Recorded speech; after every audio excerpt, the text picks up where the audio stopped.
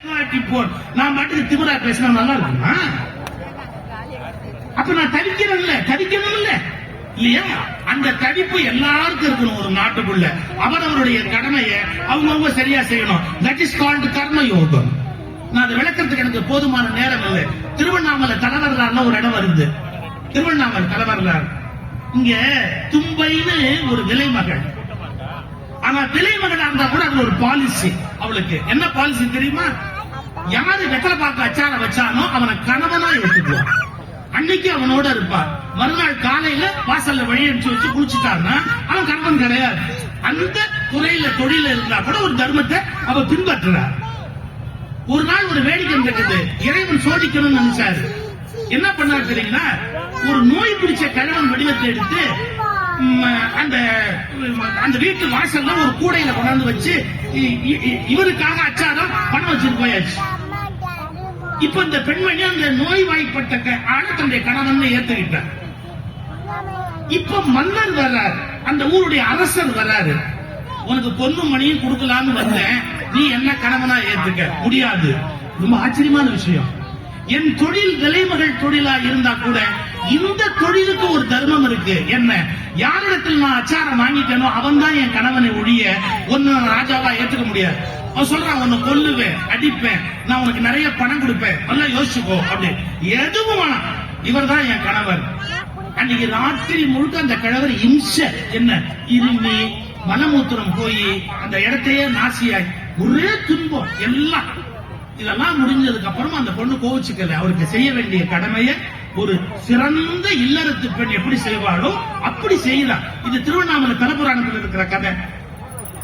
இது எல்லாம் முடிஞ்சதுக்கு அப்புறமா அவர் கேட்கிறாரு, நான் இவ்வளவு இம்சை பண்ணனே உனக்கு வருத்தம் வரலையான்னு கேட்டாரு. அவர் சொன்ன பதில் எனக்கு தெரியுமா? கணவனுக்கு பணிவிடை செய்வது மனைவியினுடைய கடமையில் ஒன்று. நான் ஏன் வருத்தப்படணும்? நான் தான் உனக்கு கணவன் வரிச்சிட்டு, அதனால உனக்கு செஞ்ச பணிவிடையில எனக்கு வருத்தமே இல்லை அப்படின்னு அவர் பேசுறார். அப்பதான் சிவபெருமான் தான் யாருன்னு வெளிப்படுத்துறார். சிவபெருமான் வந்தாருன்னு புராணத்தில் இருக்குது. ஒரே ஒரு டவுட், அம்பாள்கிட்ட சொல்லிட்டு வந்தாரா சொல்லாம வந்தாரா தெரியல.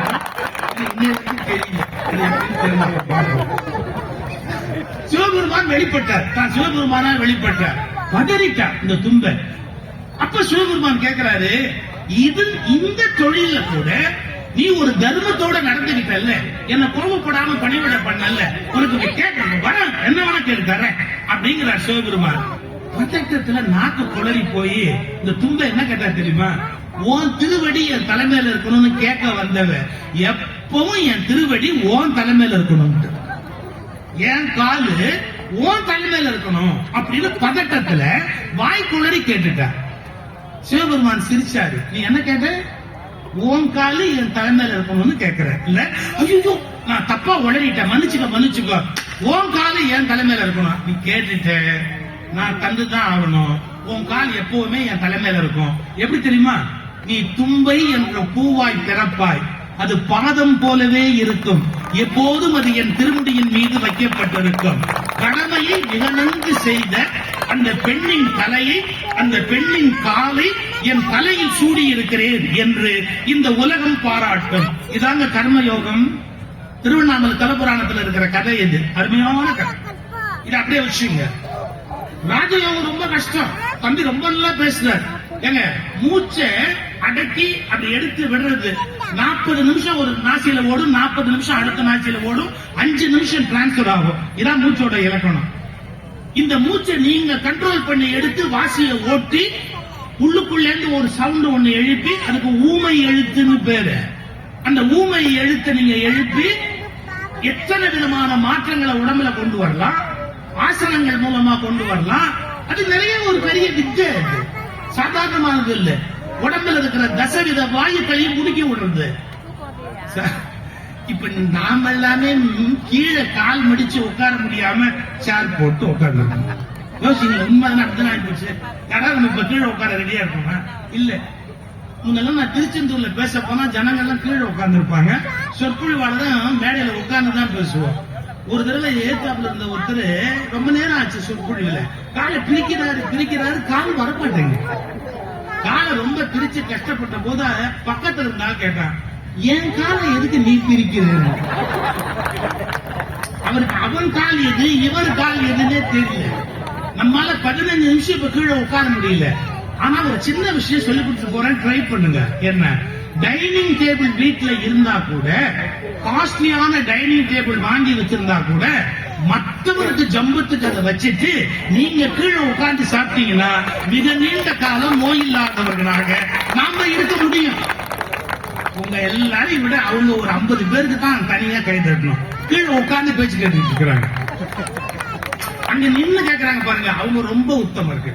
என்ன, நல்லா இருந்தா கேட்கலாம், இல்லாட்டி அப்படியே நம்புவாங்க அப்படின்ற ஐடியால அவங்க எப்பேற்பட்ட ஆள்.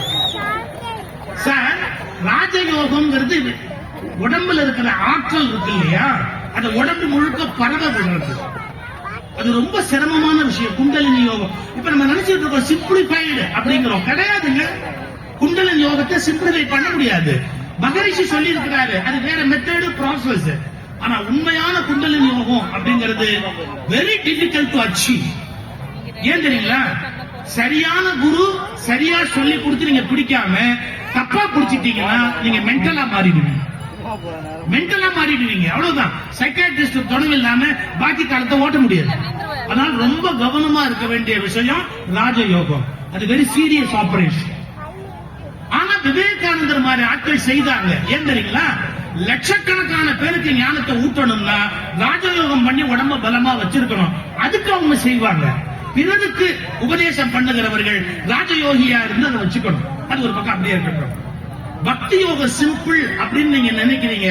அதுல அகங்காரம் கரைஞ்சாதான் பக்தி யோகம் வெற்றி. ராஜயோகம் ரொம்ப கஷ்டம். கர்ம யோகம் எல்லாருமே ஒரு தேசத்துல செய்யணும். ஞான யோகம்னா என்னன்னு சொல்லி முடிக்கிறேன். நிறைய அறியாமையில நாம இருக்கிறோம், முட்டாள்தனத்துல உட்கார்ந்து இருக்கிறோம், அஞ்ஞானத்துல சிக்கி இருக்கிறோம். அதுல இருந்து நமக்கு ஒரு விழிப்பு ஏற்படும். சிவராத்திரி என்பது கூட ஒரு புற விழிப்பு அல்ல. இந்த 2 கண்ணை திறந்துகிட்டு நீங்க உட்கார்ந்து இருக்கிற விழிப்பு அல்ல. இந்த கண்ணை திறந்து நீங்க விழிக்கிறீங்க பாருங்க, அந்த விழிப்பு தான் சிவராத்திரியினுடைய நோக்கமே. ஏன்னா சிவன் திருநேத்திரம் 3வது கண் உடையவன். அந்த நெற்றிக்கண் திறப்பதற்கான அந்த விழிப்பு தான் சிவராத்திரியுடைய நோக்கமே. அதனால நெற்றிக்கண் நம்ம பெரிய முட்டாளத்துல சிக்கி இருக்கோம். வாழ்க்கையில அறிவுபூர்வமா எதையும் யோசிக்கிறது இல்ல. பேசுகிற போது நம்முடைய சொல் எவ்வளவு தவறான சொல்ங்கிறத பத்தி யோசிக்கிறது இல்ல. அந்த விழிப்பு நான் அப்படி சொல்லி முடிக்கிறேன். ஒருத்தர கனவுல பாம்பு துரத்துது, ஒருத்தர கனவுல புலி துரத்துது, ஒருத்தர கனவுல கொண்டாட்டி துரத்துறான், ஒருத்தர கனவுல தேள் கொட்டுது, இன்னொருத்தர் கனவுல கடன் வாங்கிட்டு கஷ்டப்படுறாரு. நல்ல கவனிங்க, கனவுல பிரச்சனை என்ன? இவனுக்கு கடன், அவனுக்கு தேளு, அவனுக்கு பாம்பு, இவனுக்கு புலி. பிரச்சனை வெவ்வேறு தானே? இப்ப சொல்ற ஆன்சர், எல்லா பிரச்சனைக்கும் ஒரே மருந்து தான் இருக்கு. என்ன மருந்து? தூக்கம் கலைஞ்சு எழுந்துச்சு. பாம்பு தத்துமா? கடன்காரன் தத்துவானா? புலி தத்துமா? இதே முட்டாள்தனம் தான். நீங்க எல்லாரும் வெவ்வேறு பிரச்சனை சாமி கிட்ட வந்து நிக்கிறீங்க. உங்க பிரச்சனைகள் வேற மாதிரி தெரிஞ்சாலும் இவ்வளவு கனவுல நடக்குது. இது கனவுன்னு கண்டுபிடிச்சு சிவராத்திரி ஞான விழிப்பு உங்களுக்கு வந்துருச்சுன்னு வச்சுக்கோங்க. அந்த கனவு நின்று விட்டது. அதன் பிறகு கவலை கிடையாது, பிரச்சனை கிடையாது, எல்லா துன்பமுமே போயிடும். அப்ப மனிதனுக்கு அடிப்படையான தேவை என்ன? பக்தி யோகம் முதல் நிலை, கர்மயோகம் நாட்டுக்கான நிலை, வீட்டுக்கையும் நாட்டையும் கவனிப்பதற்கு தேவையான நிலை. ராஜயோகம் என்பது பிறருக்கு உழைப்பவர்களுக்கு அதிகம் தேவையான நிலை. ஆனால் ஞான யோகம் என்பதுதான் மத சண்டைகளற்ற உண்மை இறை உணர்வை அறிந்து கொள்ள, எது பரம்பொருள் என்பதை நாமே அனுபவித்து மகிழ இந்த உலகத்தில் தேவைப்படுகிற அத்தியாவசியமான யோகம் ஞான யோகம் தான் என்பதை தீர்ப்பாக சொல்லி ஞான சகோதரரை வாதங்களைத்து அண்ணாமலை இந்த இரவில் உங்களை ஞானியாகட்டும். நன்மை உண்டாகட்டும்.